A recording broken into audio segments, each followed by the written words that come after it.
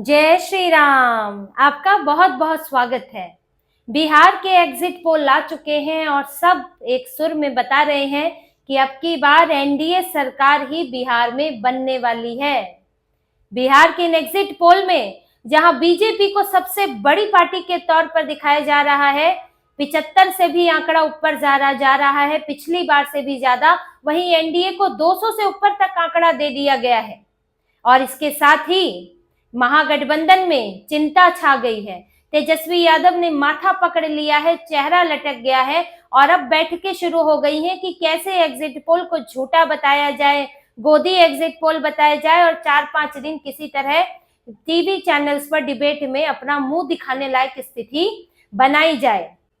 हम यहाँ पर 9 एग्जिट पोल की बात करेंगे कि बड़े 9 एग्जिट पोल क्या कहते हैं, लेकिन इन आंकड़ों के इतर बात यह भी है कि इन पर कितना भरोसा किया जा सकता है। आंकड़े जीत और हार के होते हैं, एवरेज भी आंकड़े हैं, लेकिन ये आंकड़े कहते क्या है, जीत हार के अलावा कितना भरोसा किया जा सकता है, किस तरफ इनका इशारा है, इस पर बात करेंगे। साथ ही बात करेंगे कि बीजेपी, जदयू, राजद और कांग्रेस के लिए, खास तौर से कांग्रेस के लिए एग्जिट पोल में क्या भविष्यवाणी की गई है, क्योंकि इस बार राहुल गांधी ने बड़ा जोर लगाया था। वो उनकी अपनी पार्टी को राजद से भी ऊपर की पार्टी बनाने की कोशिश में थे, तो कोशिशें कितनी सफल हुई है, एग्जिट पोल क्या कहता है। पर आप ये भी ध्यान रखिए कि ये सिर्फ एग्जिट पोल है, नतीजे आने अभी बाकी है और इन एग्जिट पोल को इसी तरह से देखा जाना चाहिए। तो क्या कहते हैं 9 एग्जिट पोल, इस पर एक नजर। मेट्राइज आईएनएस एनडीए को 147 से 167, महागठबंधन को 70 से 90, अन्य को 0। इस अन्य में जनसुराज भी है और इसमें दूसरी पार्टियां भी हैं या निर्दलीय भी हैं। पीपल्स पल्स जो है 133 से 159 एनडीए, महागठबंधन 75 से 101, अन्य 2 से 13। पीपल्स इनसाइट एनडीए 133 से 148, महागठबंधन 87 से 102, अन्य 3 से 8। चाणक्य स्ट्रैटेजीज 130 से 138, महागठबंधन 100 से 108, अन्य 3 से 5। पोलस्ट्रेट 133 से 148 एनडीए, 87 से 102, महागठबंधन 30 से 5, अन्य। जेवीसी पोल्स एनडीए 135 से 150, महागठबंधन 88 से 103, अन्य 3 से 6। पोल डायरी एनडीए 184 से 209, महागठबंधन 32 से 49, अन्य 1 से 5। Times now 143, 95, 5। Dainik Bhaskar NDA 145 से 160, महागठबंधन 73 से 91, अन्य 5 से 10। इन आंकड़ों को देखकर तो साफ लगता है कि सरकार किसकी बन रही है, कौन कहां पर जाकर नतीजों में बैठेगा एग्जिट पोल के मुताबिक। लेकिन क्या इन पर भरोसा कर सकते हैं, इनका रुझान किस तरफ है, ये आपको देखना होगा। देखिए, पहले तो सभी एग्जिट पोल क्या कह रहे हैं, एग्जिट पोल बटे हुए नहीं है। कई बार एग्जिट पोल कोई कम दिखाता है, कोई ज्यादा दिखाता है, कोई बहुमत से नीचे दिखाता है, लेकिन इस बार सबने बहुमत से ऊपर रखा है आंकड़ा। 121 का बहुमत है और सभी 130 पर आ रहे हैं, कोई 150 पर और एक तो 200 से ऊपर जा रहे हैं। तो यानी कि सभी ये मान रहे हैं कि आंकड़ा तो बहुमत से ऊपर होने वाला है। तो जब सभी एक दिशा में जा रहे हैं तो कोई कारण वजह तो इसकी उनमें दिख रही है कि वो एनडीए की जीत बता रहे हैं।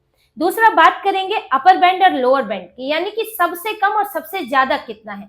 सबसे कम भी आप देखेंगे तो वो भी 130 है, वो भी बहुमत से नीचे नहीं है। ऐसा नहीं है कि कोई 115 भी दे रहा है कि कंफ्यूजन चल रही है, ऐसा नहीं है। 130, 133, फिर 40, फिर 50, यानी कि सब बहुमत से ऊपर दे रहे हैं। लोअर बैंड में भी, लोअर बैंड भी देखना जरूरी होता है, क्योंकि कई बार ऊपर हम अपर बैंड की तरफ देखते हैं तो लगता है कि अच्छा ये तो 150 से ऊपर जा रहा है, तो बहुत अच्छा जा रहा है, लेकिन किसी का लोअर बैंड कितना है, तो लोअर बैंड भी 1 से 130 से कम नहीं है।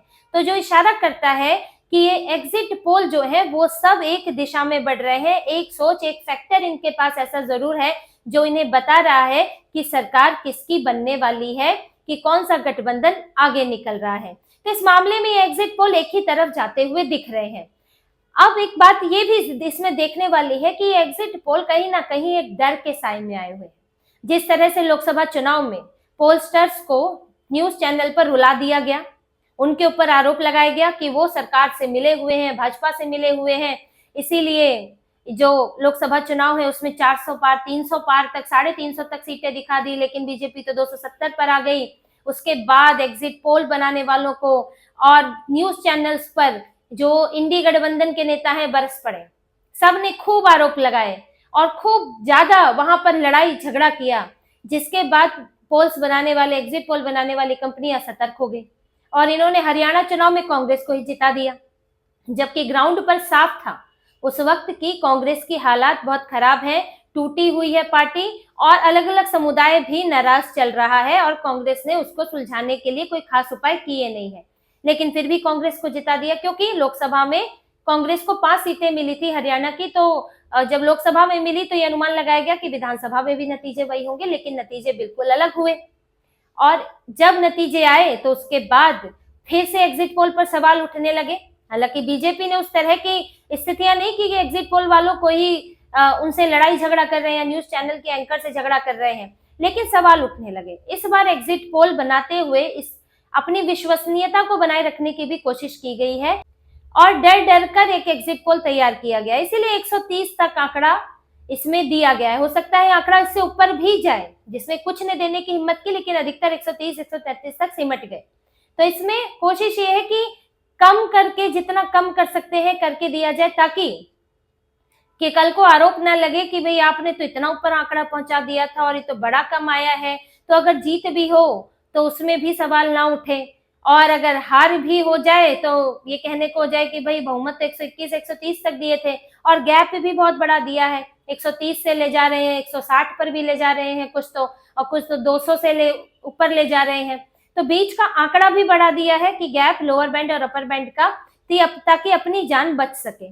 तो अगर इस डर को हम हटा दें तो आंकड़ा सबका 150 तक पहुंच सकता है। अगर 10-20 सीटों का इस डर अगर हम हटा दें तो 140 45 50 40 से 50 के बीच में ये आराम से लोअर बैंड पहुंच सकता है, तो यानी कि आंकड़े और ऊपर जा सकते हैं। और अगर हम जमीनी स्थितियों की बात करें जो कि चुनाव के दौरान देखा गया, जैसे कि बम्पर वोटिंग हुई, बम्पर वोटिंग पहले फेज में जहां 64-65% हुई, दूसरे फेज में तो 5 बजे तक ही 67% हो गई।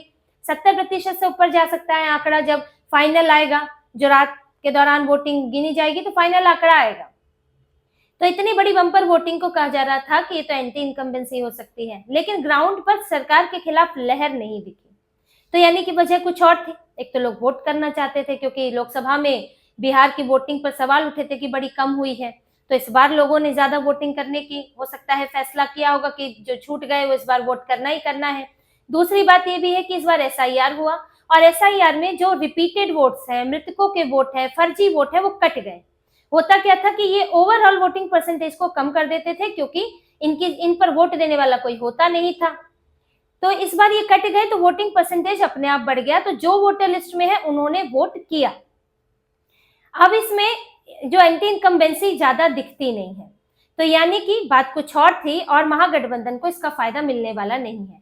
दूसरा, अगर हम गठबंधन के समीकरण देखें तो एनडीए में पिछली बार क्या हुआ था कि जदयू को चिराग पासवान की पार्टी से सामना करना पड़ा था। चिराग पासवान अलग थे, खुद एक सीट जीते थे और उससे नीतीश कुमार को नुकसान हुआ। नीतीश कुमार को इस बात से भी नुकसान हुआ कि उनको बीजेपी का वोट ट्रांसफर नहीं हुआ, क्योंकि बीजेपी के समर्थकों में कुछ नाराजगी थी नीतीश कुमार को लेकर कि वो बार बार पाला बदल लेते हैं और अंतिम तक वो नाराजगी और इनके बीच में वो समन्वय नहीं बन पाया।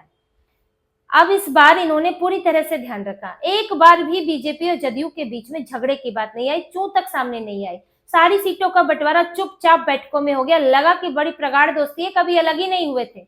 और इस बार चिराग पासवान भी साथ हैं, पिछली बार कुशवाहा अलग थे, इस बार कुशवाहा भी साथ हैं, तो उसका फायदा जदयू को मिलना है और जदयू को मिलना है तो वो एनडीए के पूरा जाएगा और इसका फायदा चिराग पासवान को भी मिलना है। वो ट्रांसफर इनका आराम से हो गया है। इसमें इस बार ये नहीं दिखा कि बीजेपी को पसंद करते हैं पर जदयू को नहीं देंगे, या जदयू को देने में बड़ी परेशानी हो रही है, जदयू को पसंद करते हैं भाजपा को नहीं देंगे, वो चीजें नहीं देखने को मिली। लेकिन महागठबंधन में इसका उलट हुआ। महागठबंधन में झगड़े हो रहे हैं, सबसे बड़ी पार्टियों के बीच में झगड़े हो रहे हैं। राजद में और कांग्रेस के बीच सीट बंटवारे से लेकर तरह तरह के, ये सीट चाहिए, ये नेता खड़ा करना है, कन्हैया कुमार को आगे लाना चाहते हैं तो राजद पीछे धकेल दे रही है, अपनी भी झगड़े चल रहे हैं पार्टी के अंदर। और राहुल गांधी का फोटो बड़ा लगाएं कि तेजस्वी का फोटो बड़ा लगाएं, लालू का फोटो गायब कर दें, ये सारी चीजें चलती रही, विवाद चलते रहे, जंगल राज के उदाहरण दिखते रहे। शाहबुद्दीन के बेटे को टिकट दिया गया, अब इससे बड़ा क्या जंगल राज का उदाहरण होता। तो इस सब में महागठबंधन फंसा रहा। तो ये ग्राउंड रियलिटीज भी इस एग्जिट पोल को सपोर्ट करती हैं। दोनों एक साथ जाते हुए, एक ही दिशा में जाते हुए दिखते हैं, तो लगता है कि ये एग्जिट पोल नतीजों में तब्दील हो सकते हैं। विरोधाभास कहीं नहीं दिख रहा है। हालांकि फिर भी नतीजे तो नतीजे ही होंगे, वो 14 नवंबर को आएंगे, वही असली मोहर होगी और उसका इंतजार भी करना चाहिए। अब एग्जिट पोल में कांग्रेस के लिए क्या भविष्यवाणी है, जदयू बीजेपी के लिए क्या भविष्यवाणी है, एक बार इसे देख लीजिए। कांग्रेस ने बड़ा जोर लगाया था, तो वो कहां पर आकर टिकी है। ये औसत सीटें हैं एग्जिट पोल के मुताबिक। बीजेपी को 70 से 75, जदयू को 52 से 57, एलजेपी चिराग पासवान को 14 से 19, हम मांझी की पार्टी है 0 से 2, खुशवाहा 2 से 3, राजद 75 से 80, कांग्रेस 17 से 23, लेफ्ट 10 से 16, वीआईपी 7 से 9। वीआईपी को पिछली बार से ज्यादा सीटें मिली दिखाई जा रही है। हालांकि ये नतीजों पर ही निर्भर करेगा, पर मुकेश सहनी के लिए तो अच्छा संकेत है। तो इसको अगर देखें तो कांग्रेस को छोड़ के लगभग सभी के लिए अच्छी खबर है। राजद भी वहीं लगभग टिकी हुई है, बीजेपी भी वहीं पर है या उससे ज्यादा आगे दिख रही है। जदयू को तो बहुत फायदा हो रहा है, 50 से ऊपर 60 दोगुनी सीटें तक दिख रही हैं। लोजपा को भी फायदा हो रहा है, 10 से ऊपर 20 के आसपास बढ़ती हुई दिख रही है। लेकिन नुकसान हो रहा है कांग्रेस को 17 से 23, और कुछ ने तो 10 से 12 तक सीटें दी हुई है। और नुकसान हम इसलिए कह रहे हैं क्योंकि पिछली बार कांग्रेस ने इतना जोर नहीं लगाया था, 19 सीटें आई थी कांग्रेस को, लेकिन इस बार ये लोग बहुत अच्छा नतीजा चाहते थे। राहुल गांधी बार बार आ रहे थे, वोटर अधिकार यात्रा निकाली, प्रियंका वाड्रा आ रही थी, और इनका पूरा मकसद था कि इस बार राजद को टक्कर दे। एनडीए को टक्कर तो बात की बात है, क्योंकि झगड़ा तो इनका राजद से हुआ, तो राजद को टक्कर देने की इनकी कोशिश थी कि महागठबंधन में हम दूसरे नंबर पर भी रहें तो बराबर के पार्टनर बनकर रहें। इसीलिए ये बार बार जीतने वाली सीटें मांग रहे थे। 61 सीटों पर इस बार भी लड़े, पिछली बार 70 पर लड़े थे, लेकिन 61 में भी, और अगर आपने जीतने वाली सीटें ली हैं तो अगर आप फिर भी 17 से 20 पर अटक रहे हैं तो फिर ये आपके लिए बुरे नतीजे ही कहलाएंगे। अब महागठबंधन में बैठक ये चल रही है पार्टियों के अलग अलग प्रवक्ताओं के साथ कि इसका निपटारा कैसे किया जाए, मतलब कैसे इनको झूठा साबित किया जाए, गलत साबित किया जाए, गोदी एग्जिट पोल साबित किया जाए, ताकि 4-5 दिन चेहरा दिखा सके जनता को, एग्जिट पोल की जो डिबेट होनी है उस पर टिके रह सके। अब इनका आज से ही थोड़ा थोड़ा नैरेटिव सेट हो गया होगा, लेकिन फिर इनकी बैठक और एक आध दिन में पूरा नैरेटिव सेट हो जाएगा कि पहले एग्जिट पोल खारिज करो, फिर नतीजे अगर हमारे पक्ष में नहीं आते हैं तो फिर नतीजे ही खारिज कर दो। चुनाव आयोग एसआईआर को ये लोग गालियां देंगे कि एसआईआर में सब गड़बड़ी कर दी इसलिए जीत गए, हम ही जीत रहे थे।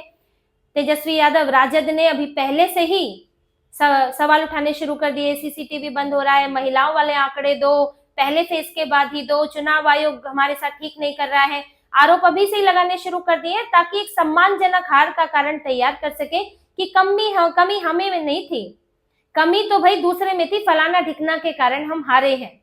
अब यही सब इन्हें कारण खोजने पड़ेंगे।